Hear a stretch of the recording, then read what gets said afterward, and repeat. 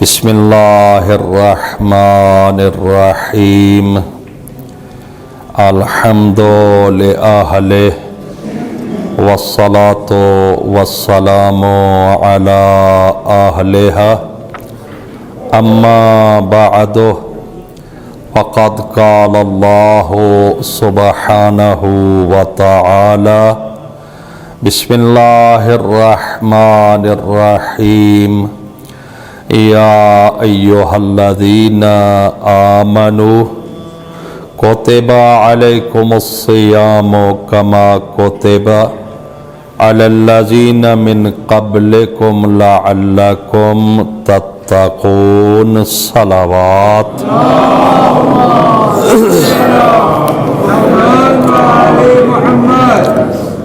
سورہ مبارکہ البقرہ کی آیت نمبر 183 آپ کی خدمت میں تلاوت کی ہے۔ ماہ رمضان المقدس ہے، یہ وہ مہینہ ہے جس کی نسبت خدا کی طرف سے ہے اور خالق نے اس کو اپنا مہینہ کہا ہے۔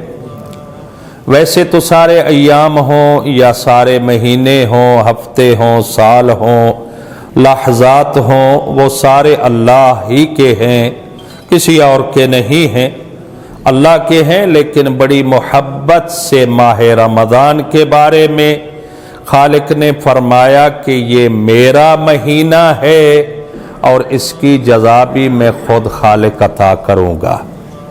یہ ایک محبت کی نشانی ہے۔ ماہ رمضان المبارک اور باقی اس دن ایک عالم دین نے خوبصورت جملہ فرمایا ہے، ماہ رمضان اور باقی 11 مہینوں میں فرق یہ ہے کہ 11 مہینے ہیں، اس میں آپ مغفرت کو تلاش کرتے ہیں، رحمت کو تلاش کرتے ہیں، برکات کو تلاش کرتے ہیں کہ میری مغفرت ہو جائے، مجھے رحمت شامل ہو جائے، مجھے برکات مل جائیں۔ 11 مہینوں میں آپ چاہے رجب ہے، شعبان ہے، ذی الحج ہے، ذی القعدہ ہے، جتنے ماہ ہیں 11 ان میں آپ ان چیزوں کے پیچھے چلتے ہیں تاکہ مجھے مل جائیں، تلاش کرتے ہیں۔ لیکن ماہ رمضان المقدس ایسا مہینہ ہے جس میں اللہ کی مغفرت آپ کو تلاش کرتی ہے، اس کی رحمت آپ کو تلاش کرتی ہے، اس کی برکتیں آپ کو تلاش کرتی ہیں تاکہ آپ کو شامل ہو سکیں۔ اور ویسے بھی خالق کائنات کے اس ماہ مقدس کے بارے میں معصوم نے فرمایا۔ دوسرا یہ ہے کہ صیغہ امر ہوتا ہے، جیسے قرآن میں ہے یا ایھا الذین آمنوا اذا قمتم الى الصلاة فاغسلوا وجوہکم، فاغسلوا وجوہکم۔ اب اغسلوا یہ صیغہ امر ہے کہ تم دھو لو اپنے چہروں کو، یہ پہلا وضو کا واجب قرآن میں ہے۔ یا جیسے آتا ہے یا ایھا الذین آمنوا اقیموا الصلاة وآتوا الزکاة، اقامہ یقیم و اقامتن سے ہے، اقیم اقیمہ اقیمو کہ تم قائم کرو، وآتوا الزکاة یہ بھی صیغہ امر ہے، اور تم زکوٰۃ ادا کرو، اس کو صیغہ امر کہا جاتا ہے۔ اور ایک لفظ ہوتا ہے جو صیغہ امر کی شکل نہیں رکھتا ہے، جیسے کوتبہ ہے، فورزہ ہے، یہ یہاں پر کوتبہ ہے، یہ صیغہ امر نہیں ہے، جیسے انصر ہے، علم ہے، اکرم ہے، اقم ہے، آتے ہے، لیکن یہ اس کے معنی میں ہے، اس کے معنی میں ہے، یعنی اس میں بھی کوئی چیز بندوں سے طلب کی جا رہی ہے، اور طلب کرنے والا وہ عامر، وہ خالق ہے، وہ مہربان اللہ ہے۔ کیا کہہ رہا ہے؟ کتب علیکم، تم پر لکھ دیے گئے ہیں روزے، یعنی یہ روزوں کی تکلیف تم پر عائد ہو چکی ہے، تم پر واجب ہو چکے ہیں، گویا خالق کی طرف سے یہ تم سے ان کی ادائیگی طلب کی جا رہی ہے۔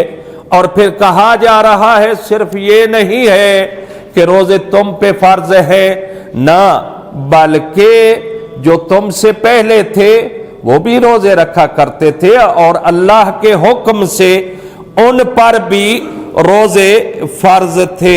क्यों रोजे फर्ज किए मेरा अल्लाह ने फलसफा बयान कर दिया। इसकी हिकमत क्या है कि रोजे फर्ज किए गए हैं?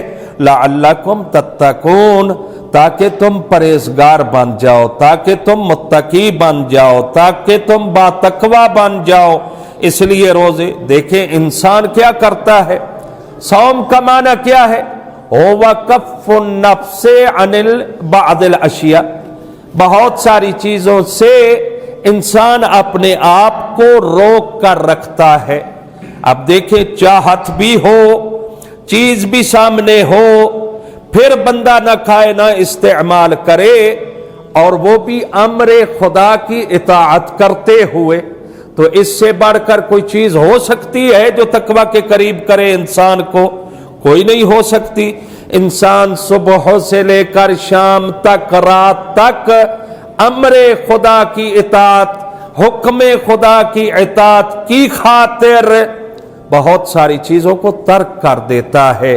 क्यों? मेरे अल्लाह का हुक्म है, मैं उसके हुक्म का पाबंद हूं। जिन जिन चीजों से उसने मना किया है मैं उन चीजों को इस्तेमाल नहीं करूंगा, तो फिर रहमत खुदा भी उस पे बरस रही होती है बारिश के खूबसूरत कतरों की तरह, और वो अल्लाह की रहमत में लिपटा हुआ होता है और तकवा के भी बहुत करीब हो जाता है।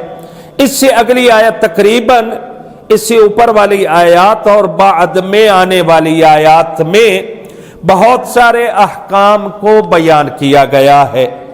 अब रोजा की बात हो गई कि ये फर्ज हो गए, अब हर हालत में रोजा रखना है। कोई बीमार है तब भी रखे, कोई मरीज है, कोई सफर में है तब भी रखे। अगर कोई औरत है बच्चे को दूध पिलाती है, अगर वो रोजा रखेगी तो दूध उसका कम हो जाएगा, बच्चे को तकलीफ होगी, तब भी रोजा रखे। अगर कोई बूढ़ा है ताकत नहीं रखता है तो क्या फिर भी रोजा रखे? खालिक ने फरमाया ऐसा नहीं, मैं इतनी तकलीफ देता हूं जितनी मेरे बंदे बर्दाश्त कर सकते हैं।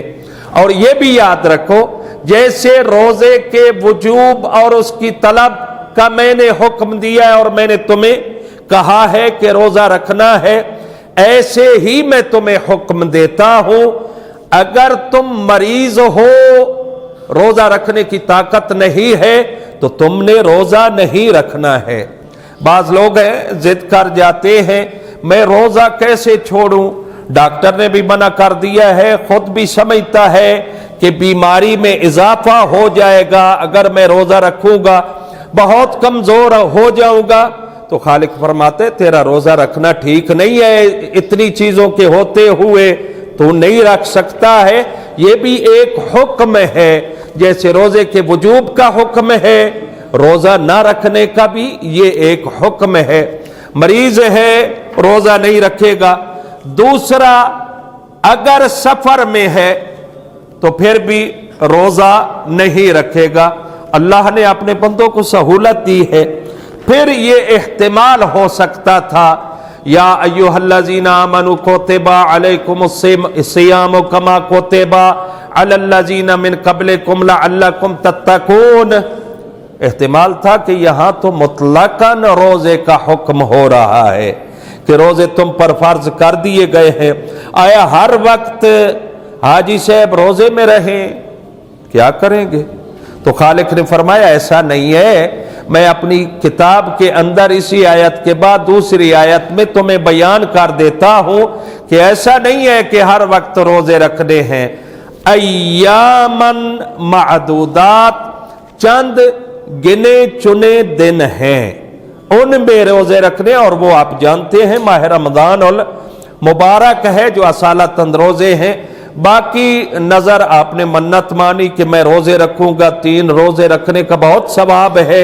और वैसे भी मासूमीन ने फरमाया है कि आपको का कोई काम नहीं हो रहा है, آپ منت مانے کہ میں 3 روزے رکھوں گا، اگر میرا یہ کام ہو جائے تو خالق آپ کے کام کو پورا کر دیتا ہے۔ ان روزوں کے صدقوں میں تو یہ بھی واجب ہو جاتے ہیں بہرحال، لیکن اصالتاً جو روزے ہیں وہ ماہ رمضان المقدس کے روزے ہیں جو آپ نے رکھنے ہیں، لیکن مرض کی حالت میں آپ نے نہیں رکھنے ہیں۔ سفر کی حالت میں آپ کہیں کہ آج کل جناب کیا ہو چکا ہے، جیسے کہ بعض فرق اسلامیہ کہتے ہیں کہ روزہ قصر نہیں ہوتا، جہازوں کا سفر ہے، سفر کی سہولت ہے، ایئر کنڈیشن بسیں ہیں، اے سی لگے ہوتے ہیں، اب تو کوئی تکلیف اللہ نے اس لیے کہا تھا کہ تکلیف بندے کو نہ ہو۔ کیا اللہ نہیں جانتا تھا کہ کل اے سی آ جائیں گے، جہاز آ جائیں گے، اچھی بسیں آ جائیں گی، گاڑیاں آ جائیں گی؟ نہ اللہ جانتا تھا، نہ نبی جانتا تھا، نہ اولیاء اللہ، نہ ائمہ۔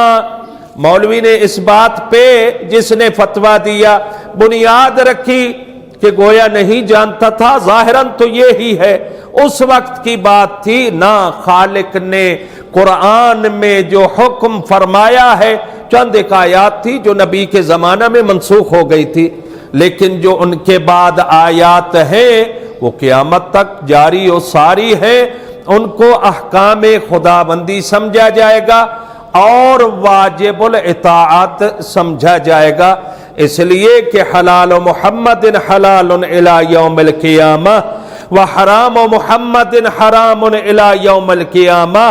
محمد مصطفیٰ کے زمانہ میں جو حکم خدا سے محمد نے جس چیز کے حلال ہونے کا اعلان فرمایا وہ قیامت تک حلال ہے، اور جس کی حرمت اور حرام ہونے کا اعلان فرمایا وہ قیامت تک حرام ہے، چاہے کوئی ولی ہو، چاہے کوئی خلیفہ ہو، چاہے کوئی چودھری یا ملک ہو یا استاد ہو، شریعت محمدی میں تبدیلی نہیں لا سکتا ہے۔ جیسے محمد مصطفیٰ کے لیے اللہ نے فرمایا ہے کہ اے محمد میرے دیے ہوئے احکام میں تو بھی تبدیلی نہیں کر سکتا ہے۔ اصل میں تو اوامر خداوندی ہیں، ان میں تبدیلی کرنا، پیغمبر کو شارع مقدس کہا گیا ہے، انہوں نے اس زمانے کے مطابق حکم خدا کو پہنچایا ہے۔ اب آگے آ کر نبی کے بعد کوئی اس میں تبدیلی کرنا چاہے، جیسا کہ اہل اسلام کی بعض کتابوں میں موجود ہے کہ فلاں صاحب نے کہا تھا کانتا فی زمن رسول اللہ، نبی کے زمانہ میں فلاں فلاں چیزیں حلال تھی، وَآنَا أُحَرِّمُهُمَا، میں ان دونوں چیزوں کو حرام قرار دیتا ہوں۔ یہ کسی کو اجازت نہیں ہے، کوئی جرأت کرے گا یہ تجری ہوگی، یہ ہمت ہوگی، یہ گستاخی ہوگی، یہ دین خدا پہ جسارت ہوگی۔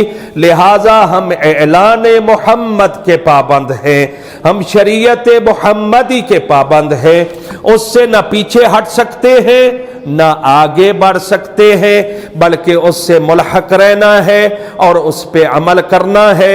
دعا ہے خالق کائنات ہم سب کو اپنے اوامر پہ عمل پیرا ہونے کی توفیق عطا فرمائے۔